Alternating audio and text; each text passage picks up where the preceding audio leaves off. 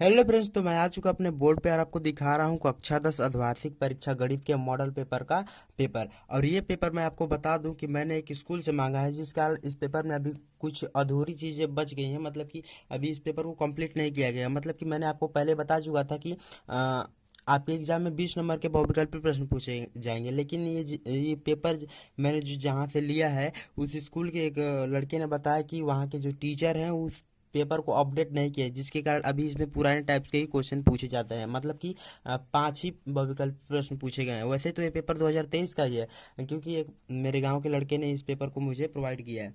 तो चलिए मैं आपको स्टार्ट करके पेपर कोई भी हो, आपको बस इतना आइडिया हो जाना चाहिए कि आपको किस अध्याय से कितने क्वेश्चन तैयार करके जाना है। मॉडल पेपर इसीलिए हम लोग सॉल्व करते हैं कि हम लोग को इतना आइडिया हो जाए कि किस पेपर से कितना क्वेश्चन सॉल्व करके जाते हैं। हम लोग सॉल्व कर लेंगे और कितना क्वेश्चन आने की संभावना हो जाती है। तो चलिए स्टार्ट करते हैं आज का वीडियो। मैं आपको बताता हूँ मॉडल पेपर के बारे में। देखिए, फर्स्ट क्वेश्चन दिए गए, cos 180 डिग्री का मान क्या होता है। ये कक्षा 10वीं में पूछा गया है। जैसे यहाँ पे दिया गया है कक्षा 10वीं, तो cos 180 डिग्री का मान क्या होता है। तो वैसे cos 180 डिग्री का मान होता है कितना होता है, -1 होता है। कितना होता है, -1 होता है। cos 180 डिग्री का मान कितना, -1 होता है। उसी तरह क्वेश्चन नेक्स्ट वाला जो क्वेश्चन दिया है कि a बराबर बी क्यू प्लस आर, जहाँ आर आर है, यहाँ a बराबर बी क्यू प्लस आर दिया है। तो जहाँ आर है, मतलब कि हम लोग को यहाँ पे दिया गया है 4 ऑप्शन, इसमें बताना है कि कौन सा ऑप्शन सही है। देखिए, हम लोग a बराबर बी क्यू प्लस आर में पढ़ते हैं कि जो b होता है, b वो कभी भी आर से छोटा या जीरो के बराबर नहीं होता है। तो यहाँ पे क्या दिया गया है, ये वाला दिया गया, आर से छोटा नहीं है और जीरो के बराबर भी नहीं है। कौन, बी। आर तो बराबर हो सकता है लेकिन बी बराबर नहीं हो सकता है। तो यहाँ पे दिया गया छोटा है, और यहाँ पे दिया गया है कि ये आर ही छोटा बता दिया गया है। तो इसका ऑप्शन नंबर जो ए दिया गया है वो हम लोग का राइट आंसर हो जाएगा। ठीक है। उसी तरह जो क्वेश्चन नंबर 3 दिया गया है कि sine 2a is equal to 2 sin a, तब सत्य हिसाब करके बताइए कि इसमें a का मान क्या होगा। मतलब कि यहाँ हम लोग को क्वेश्चन दिया गया है। देखिए, हम लोग को क्वेश्चन क्या दिया गया है कि क्वेश्चन है हम लोग के पास कि sine 2a is equal to 2 sin 2 sin a। तो हम लोग को बताना है कि a का मान कितना रखा जाएगा। हम लोगों ने यदि पढ़ा है कि a का मान यहाँ पे यदि 45 डिग्री रखें, a का मान क्या रखें, 45 डिग्री रख दें। जैसे ऑप्शन में दिया गया है, ऑप्शन में क्या क्या दिया गया, 0 डिग्री, 30 डिग्री और 60 डिग्री। तो हम लोग 45 डिग्री रख के देख लेते हैं। यहाँ पे 45 डिग्री रख के मैं आपको बता रहा हूँ सिद्ध करके कि जैसे साइन 45 डिग्री, एक ही जगह पे कितना रखेंगे, साइन यहाँ पे 2 और एक ही जगह पे 45 इज इक्वल टू यहाँ पे 2 और साइन 45। तो यहाँ पे साइन 45 डिग्री का मान हम लोग को पता है कि 1/2 होता है। और यहाँ पे 2 मल्टीप्लाई में है तो उसको मल्टीप्लाई में लिख देंगे। और यहाँ पे 2 का 45 में मल्टीप्लाई कर देंगे तो हो जाएगा साइन 90। तो साइन 90 डिग्री का मान कितना, 1। साइन 90 डिग्री का मान कितना होता है, 1 होता है। यहाँ पे 2 से 2 को कैंसिल आउट कर दे तो इधर से क्या मिलेगा, 1। अर्थात क्या हो जाएगा, 1 = 1। तो sine is equal to 2 sin a में ए का मान कितना हो जाएगा, 45 डिग्री, जो कि मैंने आपको इम्प्रूव करके दिखा दिया।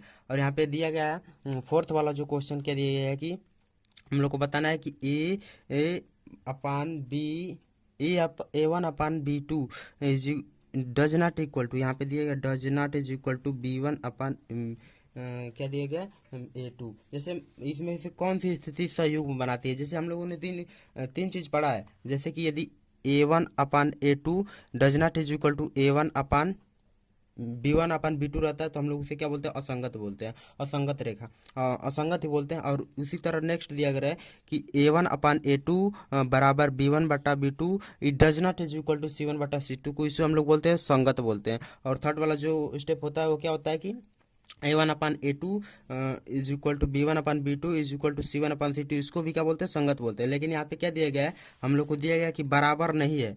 पहले ही क्वेश्चन में दिया गया है कि बराबर नहीं है, तो इसको हम लोग कौन से रेखे बोलेंगे, असंगत बोलेंगे। कौन सा बोलेंगे, असंगत। तो ऑप्शन नंबर जो बी दिया गया वो राइट आंसर हो जाएगा। उसी तरह दिया गया है कि दो वास्तविक मूल होता है। कब दो वास्तविक मूल होता है, तो हमने पढ़ा है कि कोई मान 0 से यदि बड़ा होता है तब उसका 2 वास्तविक मूल होता है। यदि B² - 4AC, ये तो 0 से छोटा है, और यहाँ पे B² - 4AC 0 से बड़ा, अर्थात ये वाला ऑप्शन नंबर 20 का राइट आंसर हो जाएगा। तो ये तो मैंने 5 विकल्प कंप्लीट कर लिया। अब यहाँ यहाँ पे देखते हैं अति लघु उत्तरी प्रश्न जो कि 2 मार्क्स के पूछे जाएंगे। जैसे यहाँ पे दिया गया, आपको सिद्ध करना, आपको घर पे ट्राई कर लीजिएगा कि सिद्ध कीजिए कि 10a plus cot a is equal to 2 cosec 2a, ये आपको सिद्ध करना है। तो आप अच्छे से प्रैक्टिस करिए। उसी तरह नेक्स्ट दिया गया कि सिद्ध कीजिए कि 1 सेक थीटा 1 सेक थीटा और minus 1/tan theta is equal to क्या दिया गया है, सेक थीटा और प्लस में tan थीटा।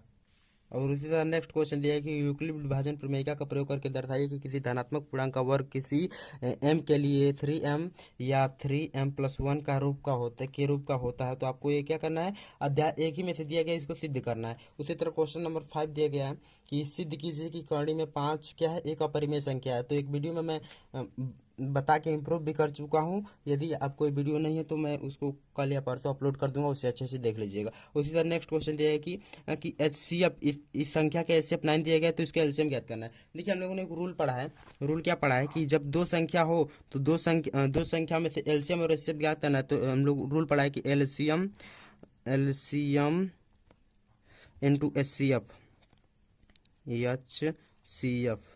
मतलब एलसीएम इंटू HCF बता दोनों संख्या को गुणनफल संख्या x इंटू वाई। तो संख्या क्या दिया गया हम लोग को, एक और दिया गया 306 और 657, 306 और 657, 306 गुणा 657। और ये इधर क्या दिया गया, HCF कितना दिया गया 9 और एलसीएम हमको ज्ञात करना है।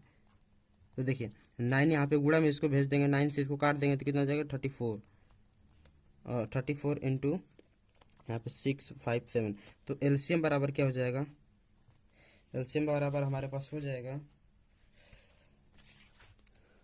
22338। तो हम लोग का राइट आंसर ये हो जाएगा। मतलब यहाँ पे हमको बताना नहीं, हम लोग को क्या करना है, इसको सॉल्व करना है। ठीक है, तो इसको आप सॉल्व कर लीजिए। यहाँ पे दिया गया कि x² - 2x - 8 के बहुपद के शून्यक तथा शून्यांकों के बीच संबंध ज्ञात कीजिए। तो ये हम लोग को ज्ञात करना है, शून्यक और शून्यांकों के बीच संबंध ज्ञात करना है। यहाँ पे दिया गया कि sin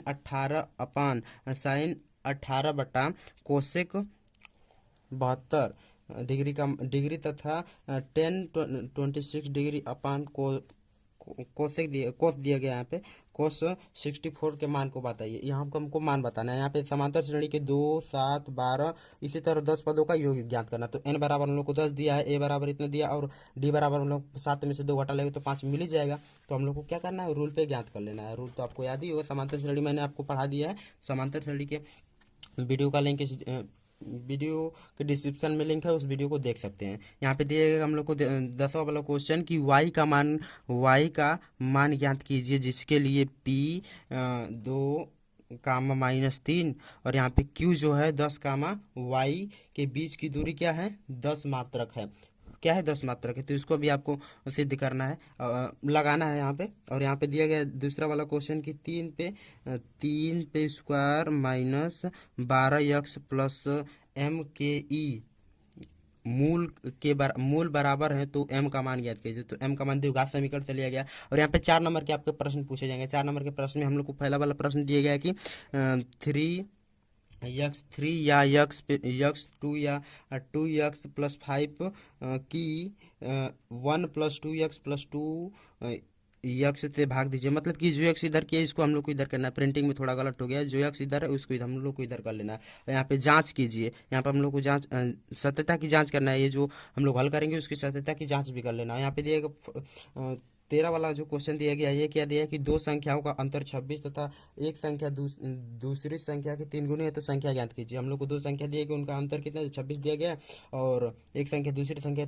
तिगुनी है, तो उसको आप लोग ज्ञात कर लेंगे। उसी तरह नेक्स्ट क्वेश्चन है कि एक समकोण त्रिभुज की ऊंचाई इसके आधार से 7 सेंटीमीटर कम है तथा कोण 13 सेंटीमीटर हो तो अन्य भुजाएं बताइए। देखिए, इसका जो ऊंचाई दिया गया है उसके आधार से 7 सेंटीमीटर कम है, तो पहले हम लोग आधार मानेंगे, तब उसके बाद से ऊंचाई ज्ञात करेंगे। ठीक है, और यहाँ पे दिया गया हम लोग को नेक्स्ट वाला 15 वाला क्वेश्चन कि 2x + 1/3y = 2 को हल कीजिए। हम इसको क्या करना है, हल करना है। यहाँ पे दिया गया कि क्वेश्चन नंबर 16 क्या दिया गया कि 3 वर्ष रहमान की आयु का व्युत्क्रम और अब से 5 वर्ष पूर्व के पश्चात की आयु का व्युत्क्रम का योग कितना दे 1/3 दिया गया, तो उसकी वर्तमान आयु ज्ञात कीजिए। तो माना उसकी वर्तमान आयु x है और इस पे हम लोग क्या समीकरण बना के हल कर देंगे। यहाँ पे दिया गया क्वेश्चन नंबर 17 कि यदि ए बी सी किसी त्रिभुज के अंतःकोण को दिखाए तो हम लोग को सिद्ध करना है कि sine A B plus C by 2 is equal to cos A upon 2 हम लोग को सिद्ध करना है। ठीक है, और यहाँ पे दीर्घ उत्तरी क्वेश्चन जो 7 नंबर के पूछे गए हैं इसको आप अच्छे से नोट करिए, आप अच्छे से समझिए। देखिए यहाँ पे कि 7 मीटर ऊंचे भवन के शिखर से एक केबल टावर का शिखर अंतः कोण 60 डिग्री है और इसके बाद का अवनमन कोण जो है 45 डिग्री है। टावर की ऊंचाई ज्ञात कीजिए। यदि आप कमेंट करेंगे तो मैं इन सभी प्रश्नों के हल आपको प्रोवाइड कर दूंगा, एक एक करके बारी बारी करके प्रोवाइड करा दूंगा यदि आप कमेंट करेंगे तब। उसी तरह दिया गया है क्वेश्चन नंबर 19 कि यदि बिंदु 1,2 4,y x,6 और 3,5 इसी क्रम में लेने पर समांतर चतुर्भुज के शीर्ष में x और y का मान ज्ञात कीजिए। तो हम लोग को x y दूरी सूत्र के माध्यम से ज्ञात करना है। ठीक है, समांतर चतुर्भुज में दूरी सूत्र के माध्यम से ज्ञात करना है। उसी तरह क्वेश्चन नंबर 20 दिया है कि निम्न प्रत्येक द्विघात समीकरण में k का मान ज्ञात कीजिए जिसमें d मूल हो। तो जैसे यहाँ पे दिए हम लोग को k का मान ज्ञात करना, तो हम लोग b² - 4 इसी पढ़े ना, उसी रूल पे हम लोग का इन दोनों क्वेश्चनों को हल कर देंगे। तो ये थे आज के टॉपिक के कक्षा 10 गणित का मॉडल पेपर जो कि मैंने आपको प्रोवाइड किया। आपको समझ में आया बहुविकल्पित तो मैंने बता दिया, और एक एक क्वेश्चन यदि आप कमेंट करेंगे तो मैं सभी क्वेश्चन को हल बता दूँ। तो मैं आशा करता हूँ आज का पूरा वीडियो आपको समझ में आएगा। यदि आपको कोई डाउट हो तो कमेंट में पूछ लीजिए। मिलते हैं अगले वीडियो में, तब तक के लिए धन्यवाद। जय हिंद।